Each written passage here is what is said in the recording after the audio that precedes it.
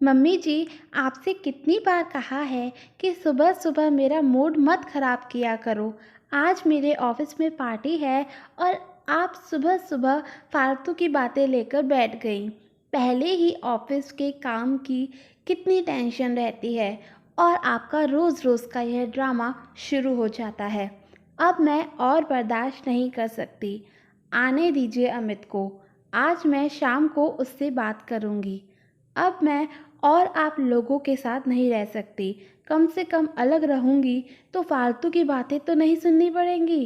काम के लिए फुल टाइम मेड रख लूंगी। अंकिता ने अपनी सास पर सारा गुस्सा निकाल दिया। उनकी गलती बस इतनी थी कि उन्होंने अपनी बहू से सिर्फ इतना कहा कि बहू, अब तुम्हारी शादी को 7 साल हो चुके हैं, अब तो बना दो हमें दादा दादी।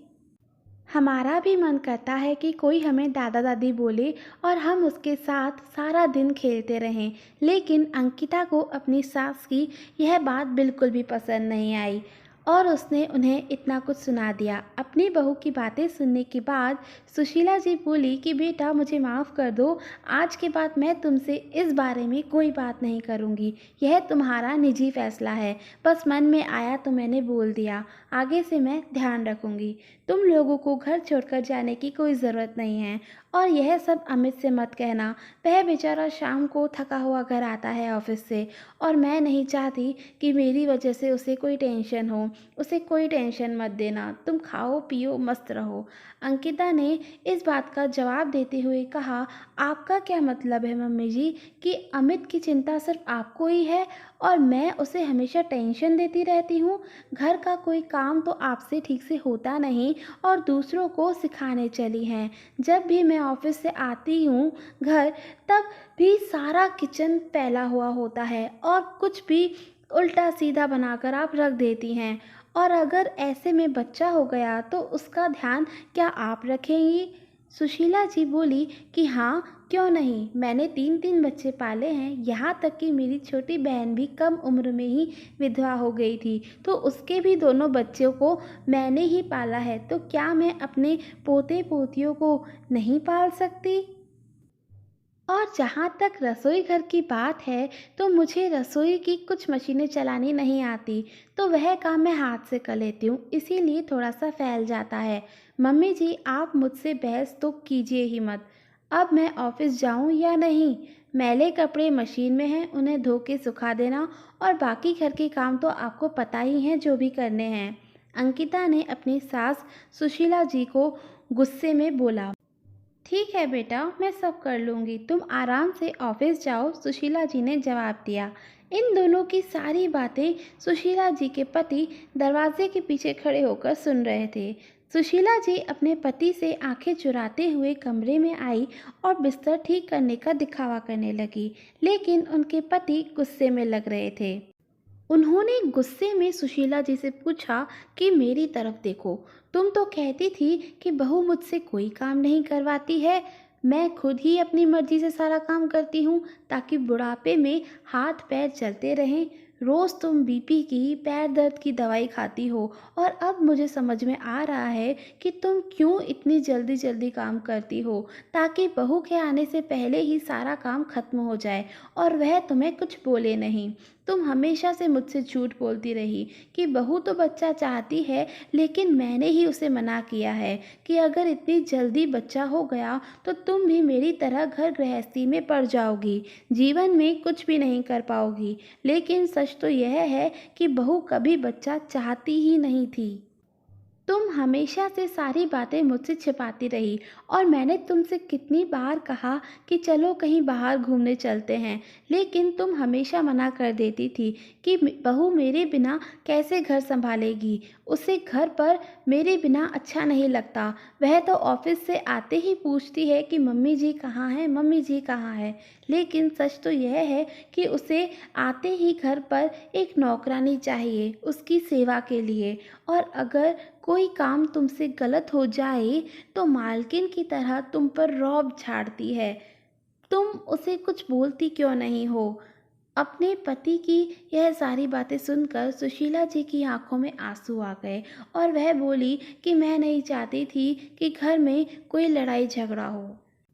और मैं हमेशा से बस यही चाहती थी कि रिश्ते बिगड़े नहीं, इसीलिए मैं हमेशा झुकती रही। और जब दूसरों के घर में लड़ाई झगड़े होते देखती थी तो मैं सोचती थी कि मैं अपने घर में ऐसी नौबत कभी भी नहीं आने दूंगी। लेकिन मेरी यह सब करने का कोई भी फ़ायदा नहीं हुआ।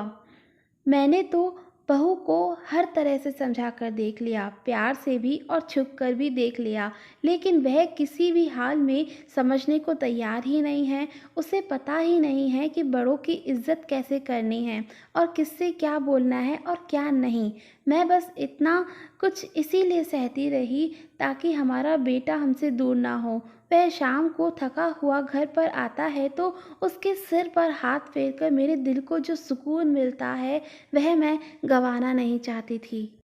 अगर मैं भी बहू की तरह झगड़ा करने बैठ जाती तो हमारा बेटा हमसे दूर हो जाता और मैं तो जीते जी मर जाती। आपको पता है ना कि 2 बेटियों के बाद हमने कितनी मन्नत से अमित को मांगा था। इसीलिए आपको नहीं बताया कि अगर आपको पता चलता तो आप मुझे इस हाल में यहाँ कभी नहीं रहने देते, क्योंकि मैं जानती हूँ आपका स्वभाव। यह सब बातें सुनकर उनके पति बोले कि तुमने जितना अपमान और दुख सहना था सह लिया, बस अब और नहीं। मैंने फैसला कर लिया है।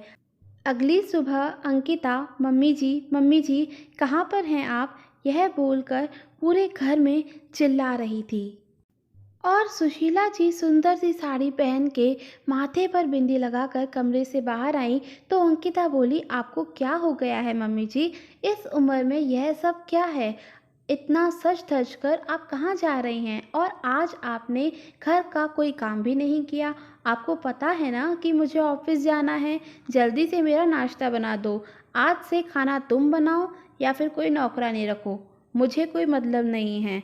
पर सुशीला जी आज से घर का कोई काम नहीं करेंगी।